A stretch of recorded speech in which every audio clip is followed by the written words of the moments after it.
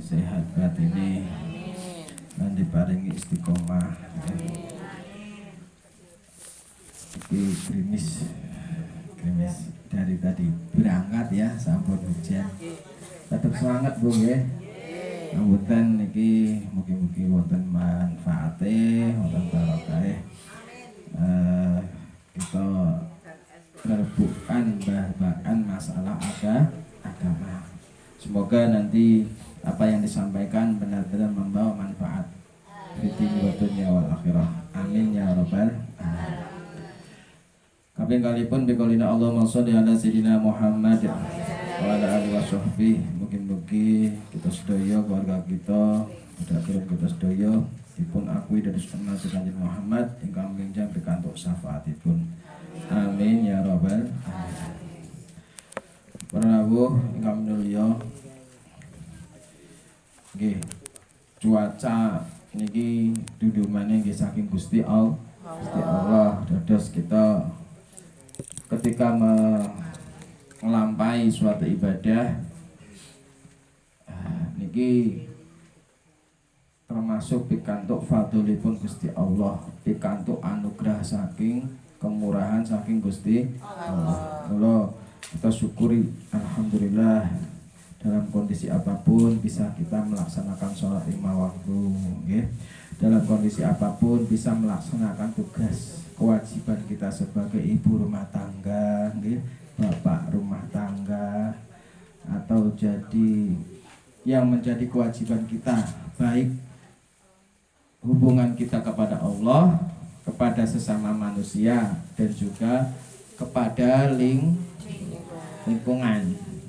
Terus yang saya niku harus bisa memelihara 3 hubungan, ya, sepindah hubungan datang Gusti Allah namine hablum minallah. Apa-apa yang menjadi kewajiban kita sebagai makhluk Allah, sebagai khalik memerintahkan kita harus sekuat tenaga, bukan sak bisanya, bukan ya. Sak isone enggak seperti itu. Kalau hamba itu sak kuat tenaga nih. Jenenge kaula lho Bu ya. Kaula datang tuane kan ngoten. Napa dawuh tuane manut. Meskipun sedang susah, sedang sakit, ditimbalin ndang budal. Sebabnya sing nimbali tuane napa malih Gusti Allah. Nah niku harus dijaga. Kalau ditimbali terus boten dugi, enggak moro, berarti kita sendiri yang tidak bisa menjaga hubungannya, sehingga akan bisa terputus, sehingga nanti hak-hak yang biasanya kita dapatkan menjadi tersendat. Ya jenenge enggak kerja gampangnya ngoten ya enggak oleh upah, enggak budal, ya enggak oleh jajan, umpamane ngoten. Sallallahu Muhammad. Hubungan yang kedua, hubungan dengan kita sesama manusia, sesama makhluk Allah juga harus dijaga. Sama-sama punya perasaan, sama-sama punya kewajiban dan punya hak. Teman kita juga punya hak untuk kita hormati, kita juga punya kewajiban untuk sesama menghormati, saling menghormati, saling menghargai. Kalau teman kita enggak mau disakiti, kalau kita tidak mau disakiti, kita juga nggak boleh menyakiti. Itu menjaga hubungan. Ada yang fokus kita kepada Allah, gak usah tolah-toleh. Tapi ada juga yang harus tolah-toleh, tapi niatnya tetap kagem Gusti Allah. Seperti kita mau melakukan amal manusia, ini lihat ada nggak yang dirugikan kalau kita melakukan seperti ini. Misalkan kita baca Qur'annya dengan keras di waktu malam, tengah malam, nggih. Ini kira-kira terganggu enggak? Ada mbah-mbah sing badhe sare napa mboten kok tangi enggak? Ngoten lho ya. Ada anak kecil nanti terbangun tidak? Nah, itu namanya menjaga hubungan meskipun sesama manusia. Ibadah membaca Quran niatnya datang Gusti Allah. Kalau kita niatnya enggak kepada Allah, nanti enggak dapat pahala. Dapatnya perhatian manusia, harus dijaga. Nah yang ketiga hubungan dengan lingkungan. kita manusia pasti butuh lingkungan, butuh suasana, butuh iklim yang kondusif. Meskipun panas ya atau hujan, kalau rukun dengan tetangga tetap enak. Gitu apa nggih? Tapi kalau cuacanya benak, tentrem ayem, tapi ambek tonggo gak akur, pengen metu, pengen santai-santai gak iso. Gitu? Kiko pengen lewat rono malah gak penak. Jane aku pengen jadi jalan-jalan rono, tapi aduh kok ana wong kae, gak sido. Nah, kan itu kan berarti kurang menjaga hubungan. Ya, lingkungan sangat penting, baik itu dengan manusia dan dengan ini juga apa namanya iklim. Ya, bagaimana kita menjaga agar tetap sehat. Nah, lingkungannya bersih, sehat. Terus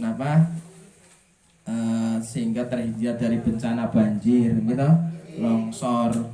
Itu karena ulah kita. Jadi kalau kita bisa menjaga lingkungan tetap bersih, suasananya bersih, jalan ke sana enak, niku sami.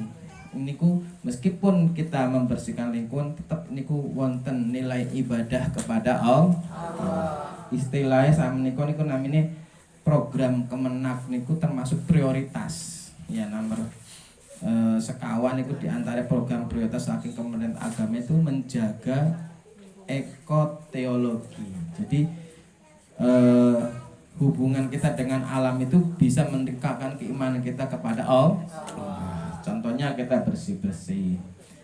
Jadi rumah kita bersih itu sudah mengamalkan ekoteologi. Jedingnya bersih, gitu. Terus dapurnya bersih, semuanya lingkungannya bersih. Kalau satu rumah bersih, sebelahnya juga bersih, depannya juga bersih, kanan kirinya bersih, akhirnya lingkungan jadi bersih semua. Nah, itu dan an-nadzafatu minal bersih niku sebagian dari iman. Maka harus kita tiga hubungan ini harus benar-benar kita jaga, maka akan menjadi khairun nas, menjadi sebaik-baiknya manusia. Para rawuh ingkang minulya, selanjutnya pun kula badhe aturaken babakan masalah berikutipun tentang agama.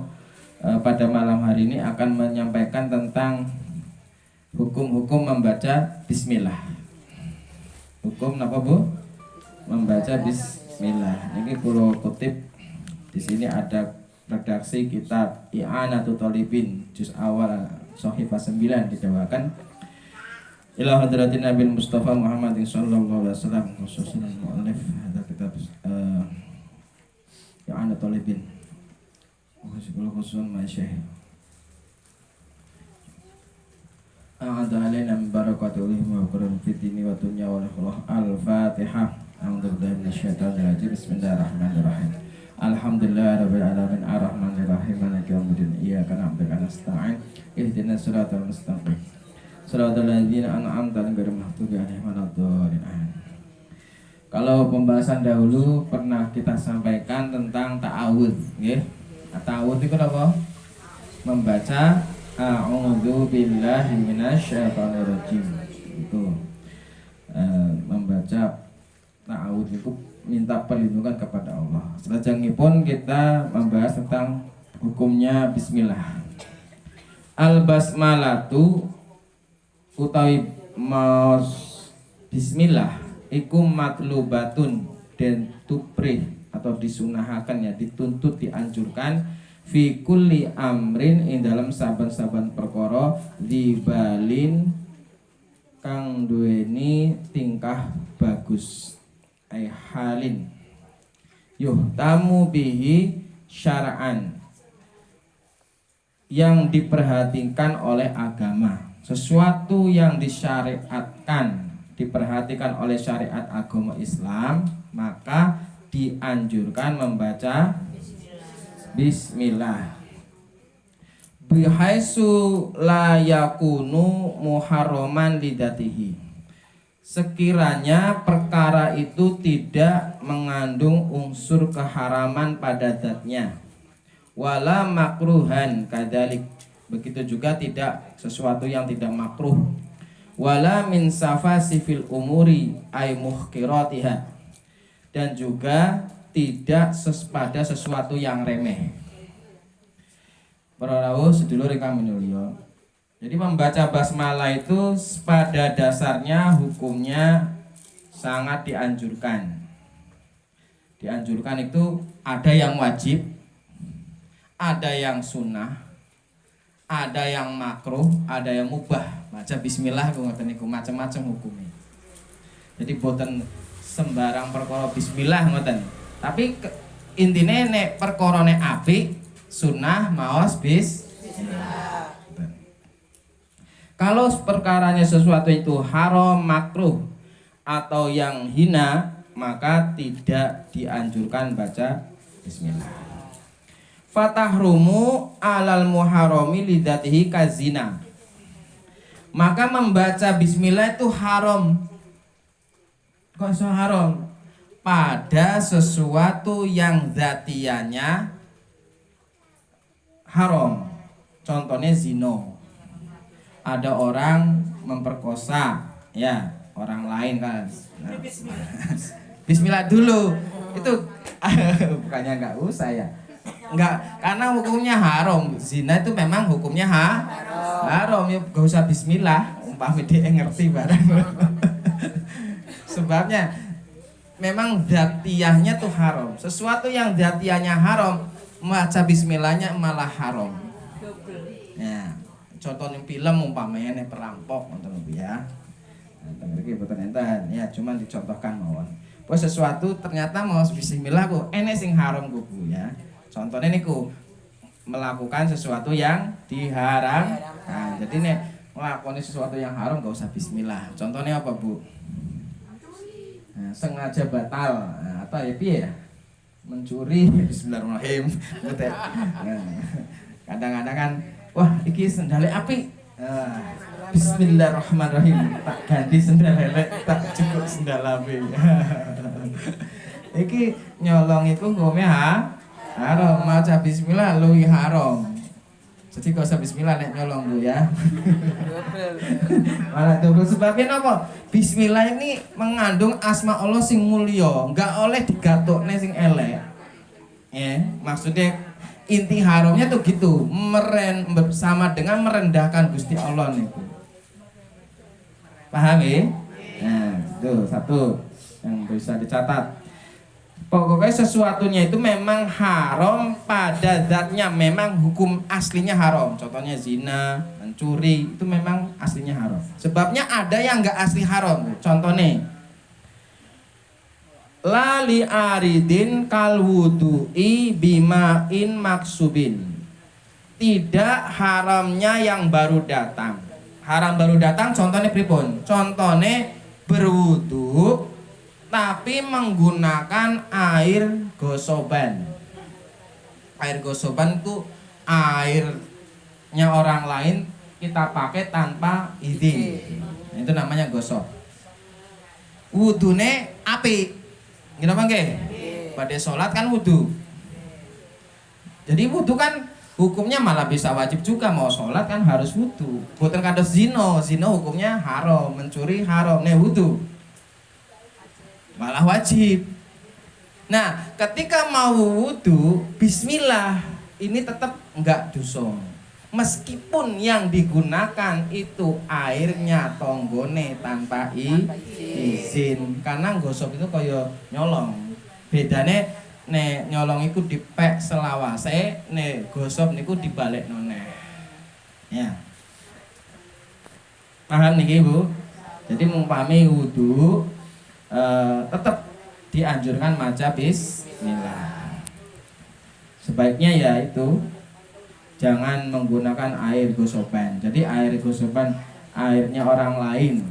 Kalau memang orang lainnya panjenengan dalam redaksi lain nggih, sudah yakin orangnya dermawan, umpami boten izin mesti oleh ya, keranten sudah biasa bergaul di pancen tanggane panjenengan biasa ketemu, biasa buka keran, cuci kaki, ngoten biasa, gak diseneni halal, berarti gak apa-apa.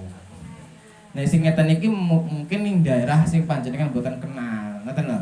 Masuk ke daerah orang lain boten sumerep tabiate ujug-ujug ndamel padahal iku apa airnya wis diawet-awetne umpamane lagi kemarau eman-eman ya ujug-ujug kita teko langsung ngambil. Nah itu kan bisa saja yang punya air marah. Nah ini yang gosok bisa seperti ini.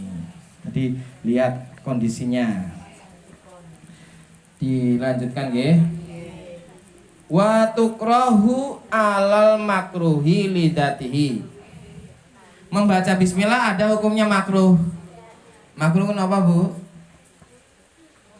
Makruh niku dilakoni gak dosa, tapi nek gak dilakoni oleh ganjaran. Kebalikannya sunnah makruh niku. Kalau sunnah itu dilakoni oleh ganjaran, gak dilakoni gak apa. Tapi nek makruh, wah ini makruh nih. Nek gak dilakoni oleh ganjaran, nek dilakoni gak apa-apa.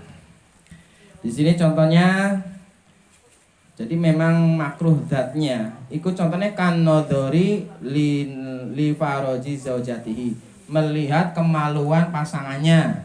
Bisa suami melihat kemaluan istrinya atau istrinya melihat punya suaminya. Ini hukumnya makruh.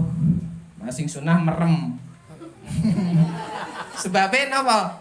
Nek delok gak apa-apa, nggih. Tapi gak apa? Nek gak delok oleh ganjaran malahan.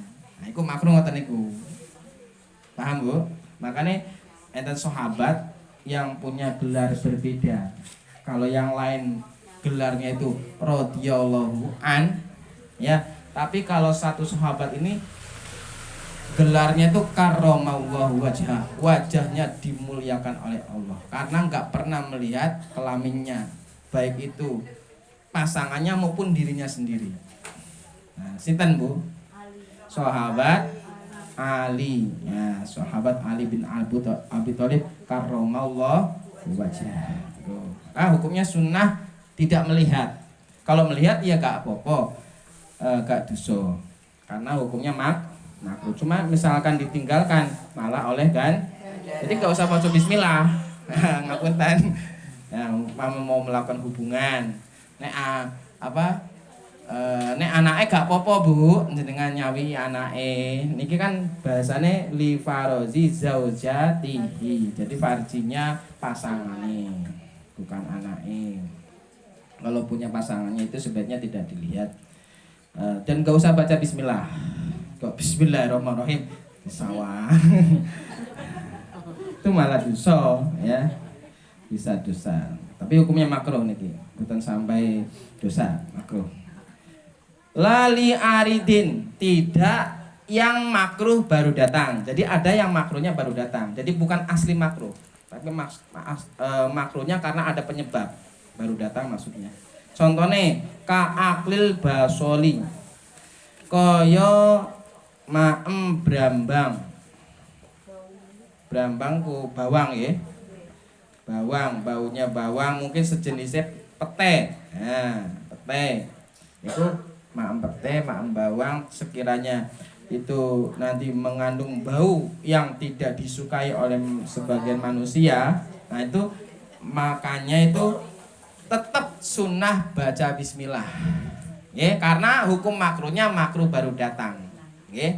Ini makruhnya makruh baru datang, bukan zatnya makruh, ya, bukan. Karena bisa saja kalau bambangnya enak malah nggak bau, bisa saja.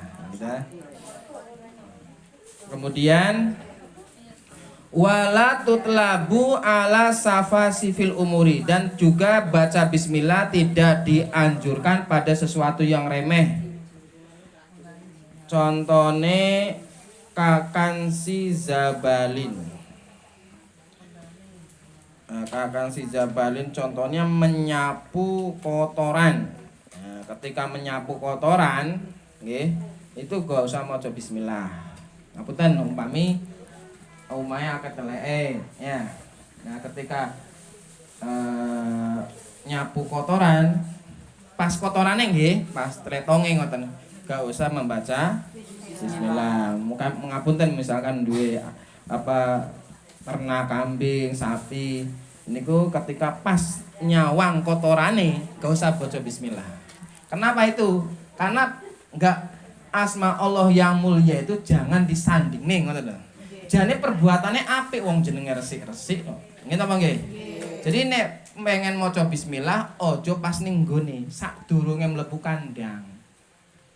Jadi pada mlebu kandang ya pada resik-resik nggih. Bismillahirrahmanirrahim.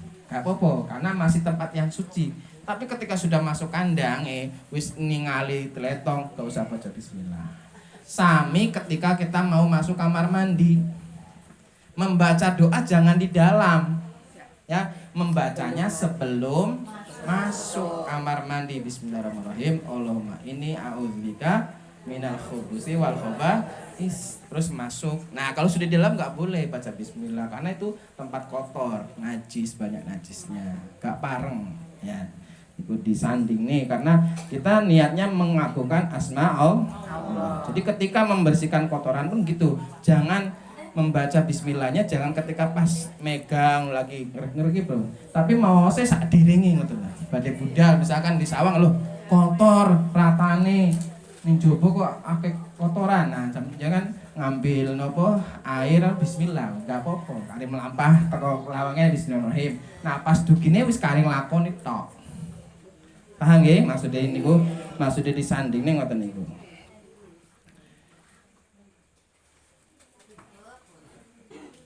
Jadi alasannya itu saunan lismihi ta'ala ala iqtiranihi bil muhqirati. Jadi alasannya ndak boleh niku karena kita menjaga asma Allah dari sesuatu yang yang hina, yang kotor, yang jember tidak boleh. Walhasil kesimpulannya, ini kesimpulannya mawon langsung annaha tariha al-ahkamul khamsah. Intinya membaca bismillah itu ada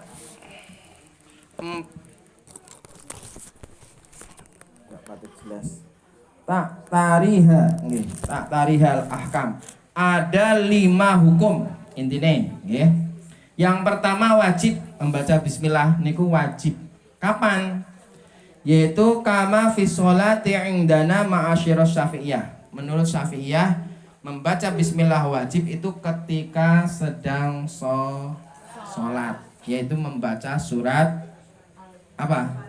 Al-Fatihah. Kalau madhabnya kita Syafi'i itu Fatihah bismillah termasuk salah satu ayat, ya, termasuk ayat dari surat Al-Fatihah, maka hukumnya wajib baca bismillah. Bismillahirrahmanirrahim. Alhamdulillahirabbil alamin dan seterusnya.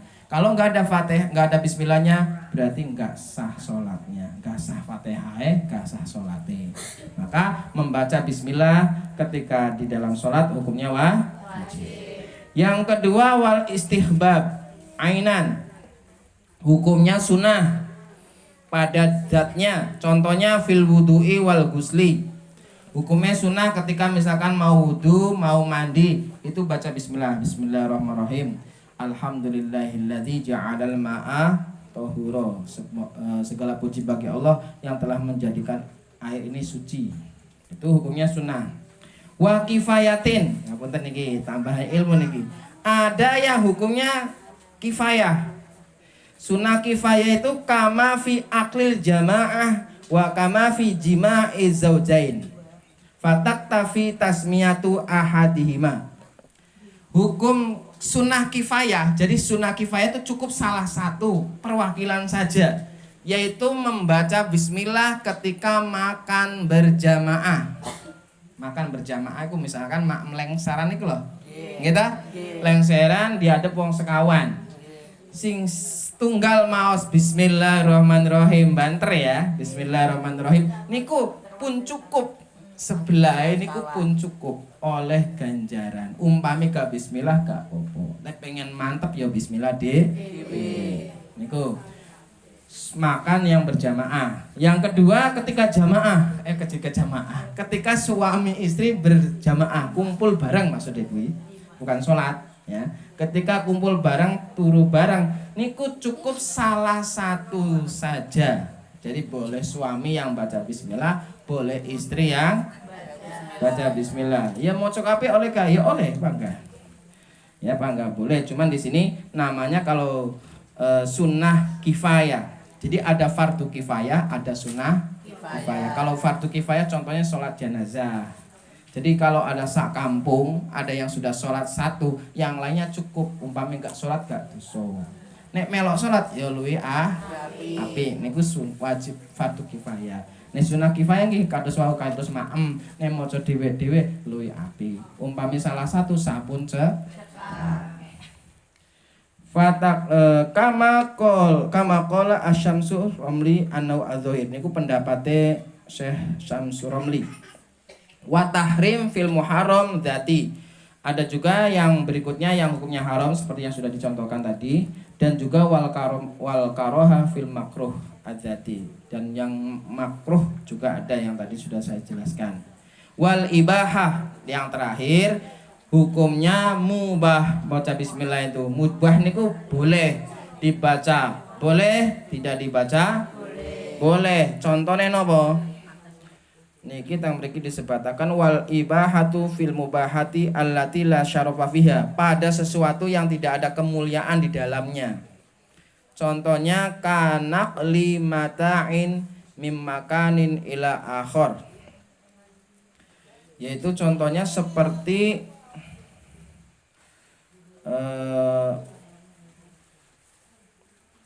memindah harta dari satu tempat ke tempat yang lain. Nakli mata'in, jadi memindah sesuatu benda, harta dari tempat satu ke tempat yang lain, itu hukumnya boleh. Contoh jenengan niki napa niki tikar nggih. Tikar tadinya tempatnya di sini. Terus kok umpamane ning ruang tamu, ngoten nggih. Tak pindah lah ning kamar. Itu umpami maca bismillah ya gak apa-apa. Ya, sebabnya hukumnya mubah. Walaupun jenengan gak ada arto, ya arto teng mriki dipindah teng mriko, angsal niku hukumnya mubah. Tapi sesuatu yang mubah umpami bismillah tetap langkung sah. Karena sesuatu harta itu bisa jadi mulia, bisa jadi kalau kita menggunakannya untuk kemuliaan bisa mulia. Kalau kloso tadinya biasa saja nggih, oleh kanggo turu ben gak adem ngoten nggih. Bisa juga buat pengajian akhirnya mulia. Tapi iso ae kanggo apa ya, kanggo ning jowo ning kamling kanggo main remi kan iso ae. Ya. Makanya kan akhirnya tidak ada kemuliaan. Benda seperti ini itu tergantung nantinya, nggih. Tapi sesuatu yang bermanfaat kalau digunakan yang baik, nggih, sebaiknya membaca bismillah. Supaya apa? Supaya mendapat keberkahanipun. Kullu amrin dibalin la yubtada'u bi bismillahirrahmanirrahim fa huwa aqta'u. Jadi kalau sesuatu yang baik kalau enggak dibaca bismillah nanti kurang barokahnya, sedikit berkahnya. Para rawuh ingkang mulya makaten ingkang saged kula aturaken dalem menika mugi-mugi wonten manfaate. Monggo lapipun kita donga hajatipun saya berkat Ibu Katemi sekeluargi, mugi-mugi estu-estu sedaya hajatipun ditampi Gusti Allah. Nggih. Sedaya sedekahane ditampi Gusti Allah, kabeh amalane terus amalan ingkang ditampi Gusti Allah manfaat barokah fi dinil dunya wal akhirah. Al-Fatihah. Bismillahirrahmanirrahim.